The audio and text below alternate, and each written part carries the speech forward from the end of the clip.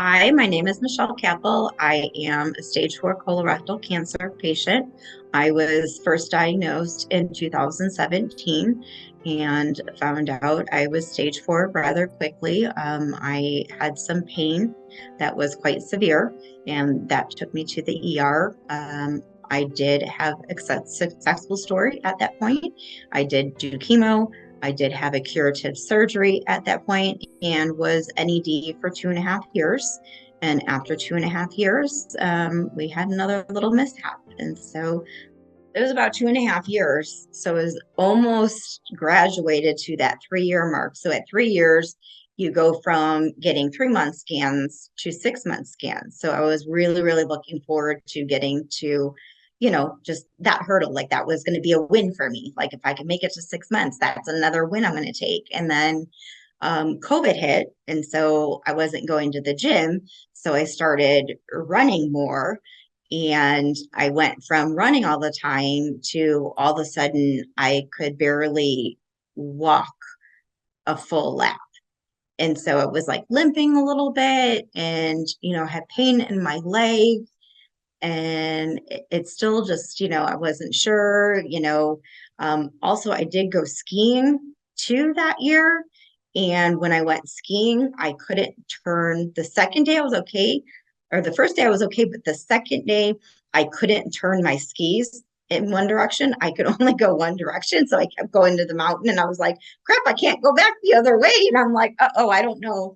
And so I ended up, I had to go in early that day because, we actually got some ski patrol to get me down the mountain because I couldn't. And so we just thought, I was really tired or, something, but we weren't thinking cancer. We still weren't thinking cancer because it was my leg. We weren't thinking cancer. And so, and they didn't see anything in my scans. They saw nothing. And I said, okay, I don't know, but there's something there. Like I am telling you, it's there. You're telling me you're not seeing it in the CTs. I'm telling you it's there. I don't care what the CTs say. Those can be, depends on the radiologist who reads them. It depends on the person who does your scan and how they move you and how they position you. I said, and it's not specifically the leg isn't somewhere where they're even really looking. I mean, they're looking everywhere, but they're not really zeroing in on my leg per se. So I said, no, no, no, something else has to be done. And they were just kind of like, okay, I think they just wanted to, you know quiet me down, and they're like, okay, we'll order a PET scan. So that now I'm going for my second PET scan. And yeah, it lit up like a Christmas tree, and I knew it was there. And so when they gave me the report, I can't remember it because it was not my surgeon, so it must have been from my oncologist. I got the report from my oncologist, and oncology and surgery, they're very different, and how they talk to you is very different. Your oncologist is with you from the time you're diagnosed all the way through, especially stage 4. They're going to be with you through your whole life. Your surgeon is only going to see you if and when you are surgical. So if you are not surgical, you're not getting into a surgeon's office because they're not going to waste their time. They just aren't. And so it was my oncologist who, told me, yeah, it's in your leg, it's in your femoral nerve, blah, blah, blah. I was like, okay, it was relatively small. So again, I'm going down the road of, again, this isn't that bad. Again, we're going to get it. We're going to cut it out. And so, I didn't want to be cut fully open again. So I messaged my surgeon and I said, so, can we go about this laparoscopically this time or robotic? Can we do something different besides cutting me all the way open? And I got a message back immediately and he was like, you need to come in tomorrow. We need to talk. And so I was like, oh, crap, that's not good. That's not good at all. And so when I went in to see him, he was like, I know it's small. I get it. I get where your head is. He's like, it is small. He said, but it's probably in one of the worst places it could be. He said, it's wrapped around your femoral nerve. He said, if we have to do something to this nerve, you might possibly never walk again, need a walker, need a cane. We don't know, but we have to be prepared for all of these things. He said, this is bad. This is not good at all. And so I left there and I was like, oh, geez, like, okay. At the time, I lived in on a third floor apartment. And so I was like, okay, well, that can't happen anymore. So we quickly, had to pivot and I had to find a house that was a ranch and, that was handicap accessible because I wasn't sure what was going to happen. And it was really like fury, just looking at houses after houses after houses. And finally, like, I don't care anymore. Like, just pick one. It doesn't matter. Like, we don't know what's going to happen. But, so at that time, when I met with my oncologist, they chose to put me on second line and they put me on full fury and Avastin for 6 months. That for me was a little bit easier to tolerate. And they joke around with that one. And I kind of joked with my oncologist about it as well. So irinotecan is part of that one. And colorectal patients call that I ran to the can because it causes severe diarrhea. And so I was like, oh, so you're putting on me on I ran to the can. And he's like, no, no, no, it's really not that bad. And I said, oh, have you had it? Because, like maybe if you've had it, then I would believe that from you. But the patients that I talk to are stuck in the bathroom for a really long time. So like, I don't know. So, there was some of that. It definitely wasn't as bad, though, as what I thought it was going to be. Now, that's not true for everybody, though. Everybody responds differently. So I wasn't as tired on that one. I did gain a ton of weight. I gained about 40 some pounds, which was the complete opposite that I had done the last time. So I was like, oh man, this is crushing me too. Cause now I feel horrible about myself and what I look like. And I feel disgusting. And like, that was a tougher pill for me to swallow than a lot of things because I had always been so healthy and I had always been so tiny and I'm very short. So extra weight just, it's just hard. Um, so for me, I would say that it wasn't very effective, that chemo regimen. It didn't shrink anything. Now, the doctors told me that doesn't mean that it wasn't successful. They said it is successful because nothing grew. I was like, well, I get that. I said, however, like, would I have been the same just jumping into surgery, or jumping right into radiation with not doing this 6 months? To me, it would have been the same thing. I mean, obviously you don't know until you go through it. So there was no way for them to know. But, after the first couple of, scans looking at things, like things weren't changing drastically. So since things weren't changing, then they said, okay, this time you're going to have radiation. So, then I met with a radiation oncologist and had radiation every day for, I think it's 25 days. They do it for a little bit over a month. And they give you oral chemotherapy. So you have chemotherapy pills at that time to take. So they keep you on something, and they give you radiation. And, radiation isn't good because, I did not have targeted radiation. I just had radiation. So even though it was, my lower part of my body, it still goes other places because it kind of spreads. Once it gets in there, it spreads. Radiation isn't always, good. You don't really want radiation if you don't have to have it. So it seemed that radiation was doing its job. So radiation was shrinking things. So even though I didn't want to do radiation, radiation is what worked for me at that time.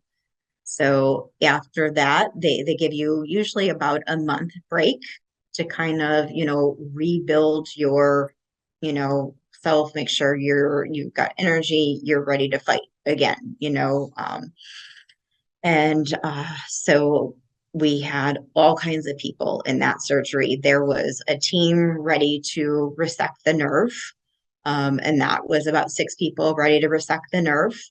And then my radiation oncologist, she had a team in there because she wanted to do internal radiation on me, which I was like, I don't even think we discussed this, but okay, like I didn't even know that. And they were like, I'm like, this is what's happening. And I'm like, okay. So I had a team in for that as well. And then just my normal surgical team again. Um, and so when they went in and opened things up, they were surprised. They were surprised once again. So radiation moved it off of my femoral nerve. It was inside my muscle and my inner thigh. So they ended up having to cut into the muscle to get it out. And I was very blessed because 2 surgical rooms over was the head of ortho. So they called him in quickly and said, can you consult on this patient and tell us just how much we can cut out of the muscle in her leg that she's still going to have function? Can we get all the cancer and still give her mobility? Like they weren't sure. They were like, we don't want to cut too much and you can't walk, but we also don't want to not cut enough and not get all the cancer either. So they were glad that he was there to come in and consult and said, no, cut here, you'll get it all. And she will have mobility back. And that's what happened. They again came out and were able to tell my family once again that I had, a very good surgery, clear margins again. So they did not need to resect the nerve like they originally thought. They did not have to do internal radiation, which they had planned on doing. So all of that was taken off the table. And so really all they had to do was cut it out of the muscle in my leg. And then they put me on the rehab floor, which was the best thing because I had occupational therapy and physical therapy. Physical therapy I had twice a day, and occupational therapy I had once a day. So they get you up and moving, and it's not just a walk. It is, here's a balance beam. You're going to walk on the balance beam. And I'm like, oh, crap, no, I'm not. And then it was like, okay, you can do all these things now. Now you're going to take some stairs. And I was like, I'm not ready for stairs. Like, are you crazy? They're like, nope, you're walking these stairs as slowly as you have to do it. We're going to get you to walk the stairs. We're going to get you to do like all these things. And so I was probably in there for almost 2 weeks and I didn't want to leave. At that point, I had gotten so close to that team and they were just so wonderful that I'm like, I don't want to leave. I'm like, you're helping, build up my strength. Like I've, bonded with all you people. Like I look forward to seeing you every day. And they were laughing. They're like, well, that happens a lot. People don't want to leave, but we do need the bed. So you are on your way to being healthy. And so they graduated me and, put me into their, rehab facility. So I went through another 6 months of physical therapy. They weren't sure if I was going to get feeling back on the inside of my leg. That never happened. We tried several different things. My OT had me, just try different things like rub a brush on the inside of your leg. Take a massager, massage that area, try and stimulate it any way you can. So we did that for a while, and it was not going to come back. Which I was like, in the grand scheme of things, okay, I don't have feeling on the inside of my leg. Like that's okay. I can walk. I can still work out. I'm working with a trainer right now to build up the muscle in my leg around that. Because at first, like I could barely drive because I couldn't push on, because it's my right leg. So I couldn't push on the pedal. And so I was like, oh, geez, like this is a problem. Didn't even think about driving. But even though I can walk, we didn't think about, building up, your calf and your shin muscle to, push the pedal down, but I couldn't do it. I couldn't drive at first. So then, even though I went back to work, I had someone driving me to work because I was like, I could get in an accident, even though I think I'm okay. Even if I think I'm okay, like my foot could easily slip off the pedal and I'm going to hurt somebody else in the process because I think I'm strong enough and I'm not, so I'm still, building up that area and still, it's just a process that takes time. So I still get scanned every 3 months. So I get my CT scans and then I get my blood work done and then I do Signatera every 3 months. And so I don't know if you're familiar with Signatera, but Signatera detects cancer in your blood, you're circulating, so the hope is that they can detect cancer in your bloodstream before a tumor forms. And so that is relatively new, and I think it's a great tool to have, one more tool to add to, my bag. And, so at first my doctors weren't real on board with it. And now they are. It's taken them some time and some of their own research to really, validate this test and be like, no.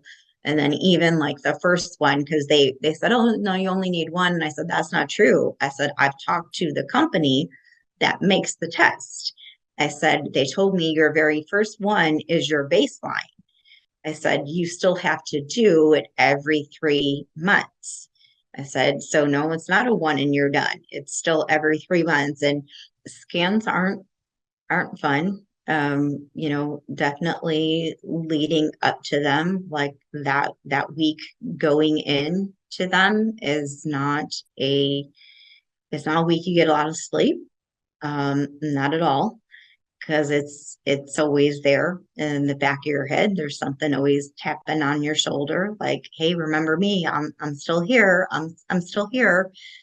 And so, even if you feel like things are okay, you just never know. I mean, and especially like being in the space that I'm in, and the more you do advocacy work, the more people you meet, the more patients you learn to love on, but it's also the more patients that you lose. And so I'm always upset when I lose someone I know, but it also freaks me out a little bit too for myself. Because then I'm like, well, gosh, like they were stage 4 too, and they were doing so well for so long. And look what happened to them. And, I don't want, like, to me, like, I'm like, I don't need to, like, I shouldn't feel like that because to me, that's being selfish. Like, I'm turning, what happened to them onto me, but I'm like, I can't help myself. I lose someone and, I mourn and I grieve for that person. Um, but then at the same time, I think about, my own morbidity. The other thing that I had a big discussion with some people about is um, there's a big thing about survivor's guilt. Those of us that survive, that watch other people, me specifically, I deal with it because, I'm single. I don't have a family. I don't have a husband. I don't have kids. And so I watch all these other people pass away that leave their husband, that leave their kids. And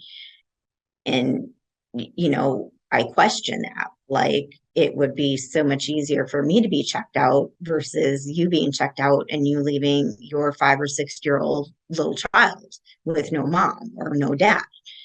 And then somebody brought up, they said, yeah, but the word guilt has a negative connotation, and what you're describing is not negative. It's coming from a place of empathy. It's coming from a place of compassion and caring. It's not coming from a bad place. And so one of my friends posted on that and said, I've got it. It's survivor's compassion. It's not survivor's guilt. Like, let's take that guilt word away and take that negativity away, and let's put a different word in there that makes it, you know, sound like you're more caring. Like, it's not, I mean, it's still hard. It's still hard, but it, to me, like, that conversation that we had was a very needed conversation, just to kind of talk through that, because a lot of people, feel guilty, and go through all those kind of, stages, and it's hard. And so, but that, it is very negative in thinking, and it's not, you're not being negative. It's just, you want to make sense of it, and you have to make sense of somehow of, other people not making it. And it is still a very real thing for me, is, how long am I've, done very, very well. How long am I going to be able to defy the odds? Right now I am one of, the miracle stories of my doctor, but for how long will that be? I don't know. I mean, I would love to say forever, but at some point I feel like I'll die from this disease. And the thing is dying from this disease is, it's a very painful death. And death doesn't scare me. It's the pain that scares me. Like, I I'm okay with leaving this life. I'm not okay with leaving this life in severe pain. Like, I want to be able to say goodbye to loved ones. I want to be able to spend time. And so often people are so drugged up because they're in such excruciating pain that it's hard for them to even get the opportunity to do that with their loved ones and their family. And, you just never know when that's going to happen. So you have to live your life in a different way. You have to make every moment count. You have to love on everybody in your life, love big, live big, and, do whatever you can in this space to help make other patients, journeys just a little bit easier. Really, just to be your own best advocate, to make sure that you speak up for yourself. And if you can, get actively involved and, get to know your disease and educate yourself, and, bring reason to why it is you have this disease.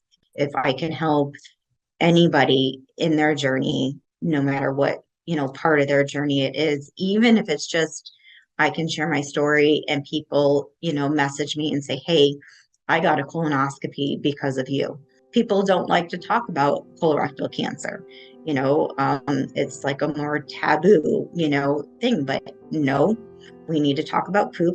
We need to talk about, the symptoms, and don't be afraid to share your story. Don't be afraid to tell it to people, and, and to encourage people to get screened, especially if they have any symptoms, even if they don't, or if it's in their family, just, get screened.